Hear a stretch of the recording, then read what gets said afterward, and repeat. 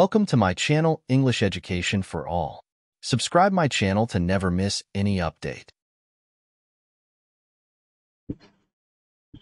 But the poem Ode to a Skylar starts with Hail to thee, blithe spirit.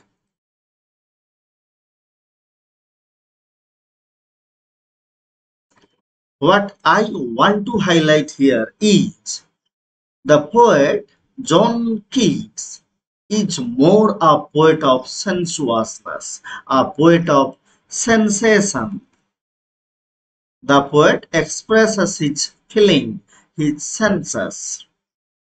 But Ode to a Skylar starts with a concept that the bar skylark is a blithe spirit.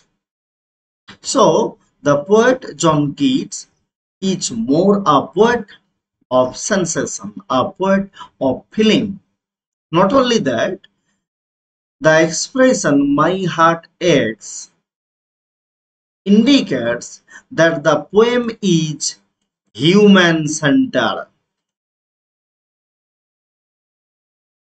Though the title of the poem is Ode to a Nightingale, yet it is human-centered. Even towards the end of the poem, we will discover that the poet is in confusion. There is neither the song of the nightingale nor the nightingale. So, যেটা তিনি চাইছিলেন capability, সেটা কি জিনিস আমি একটু তোমাদের ধারণা দেওয়ার চেষ্টা করি, জাস্ট বোঝানোর জন্য নেগেটিভ ক্যাপাবিলিটিটা কি। The term negative capability was first coined by Keats. Keatsই কিন্তু তিনি ব্যবহার করেছেন।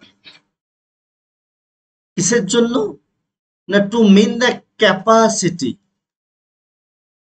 ক্যাপাসিটি অফ গ্রেট রাইটার্স, বিশেষ করে গ্রেট রাইটার্স, পার্টিকুলারলি শেক্সপিয়ারের ক্যাপাসিটি। কি ক্যাপাসিটি? ক্যাপাসিটিটা কিসের? To follow artistic beauty.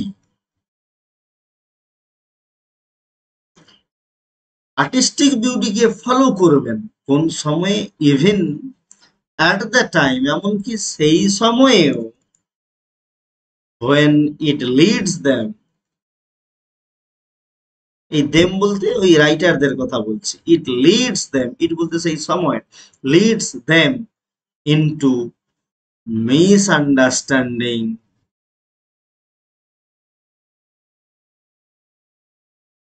doubt, uncertainty, এই সমস্ত কিছু।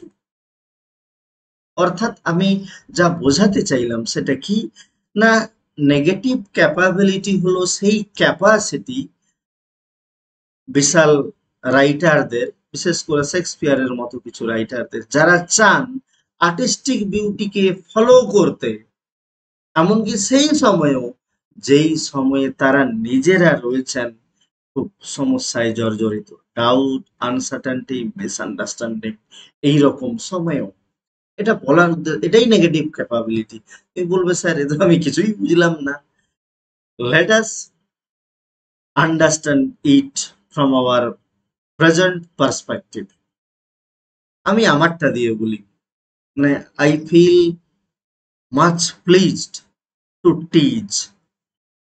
সত্যি কথা বলতে আমি পড়াতে খুব ভালোবাসি, মানে সেটা তোমাদের হোক, যা কিছু হোক, পড়াতে এবং পড়তে অবশ্যই। এবার আমার অস্তিত্ব যদি ধরা যায় সেই পড়ানো, সেটা কেমন না, I am in doubt, in uncertainty. কেন না, কারাকে পড়াবো আমি? তোমরা আমার মতো আনসার্টেনটি, ডাউটে রয়েছো, so you are not pursuing your studies. I too am in doubt, uncertainty and misunderstanding. তোমরা সময়টা খারাপ, তা সত্ত্বেও I am aspiring, rather I am trying to find artistic beauty in teaching. I am trying to find pleasure in beauty. এই বিউটিটা আসবে কিসের মাধ্যমে? By taking refuge in imagination. হতে পারে আমার এই পড়ানোটা will be useless as there will be no exam after, পরে হয়তো পরীক্ষা হবে না, আমি জাস্ট তর্কের খাতিরেই বলছি। তাহলে হতে পারে তাহলে আমার ইমাজিনেশনটা once will be fruitless, yet I will delve deep in imagination, whatever my বা however my condition is. May it be I am in doubt, uncertainty, misunderstanding, yet I will follow artistic beauty by taking refuge in imagination. The poet John Keats took refuge in imagination, that he had reached to the world of the nightingale. তাহলে এইটা তিনি ইমাজিনেশনের উপর ভর করে ওখানে গেছেন। But he was in doubt, uncertainty. কেন না? ওই যে তার পার্সোনাল লাইফ বলতে পারো, বা এই যে আমি নাইটিঙ্গেলের কাছে যাচ্ছি, আর্টিস্টিক বিউটির কাছে তিনি পৌঁছাচ্ছেন, but he was not sure whether that artistic beauty will take him to the world of beauty or to the world of ideal. তিনি নিশ্চিত ছিলেন না সেই artistic beauty, the world of nightingale, will ever be able to take the poet from the world of sorrow. আদৌ world of sorrow থেকে আনতে পারবেন কিনা? He had doubt, he had uncertainty, yet he goes, তা সত্ত্বেও তিনি গেছেন। This is negative capability. কবিতাটা শেষ হচ্ছে কিন্তু এইরকম একটা কনফিউশন দিয়েই, যে আমি জাগ্রত আছি নাকি আমি স্বপ্ন দেখছি। তাহলে এই দেখো, ডাউট, কনফিউশন রয়েছে, তা সত্ত্বেও the poet delve deep in artistic beauty, that is imagination. মানে এই যে নেগেটিভ ক্যাপাবিলিটি বা আর্টিস্টিক বিউটি একটা ইমাজিনেশনেরই একটা পার্ট।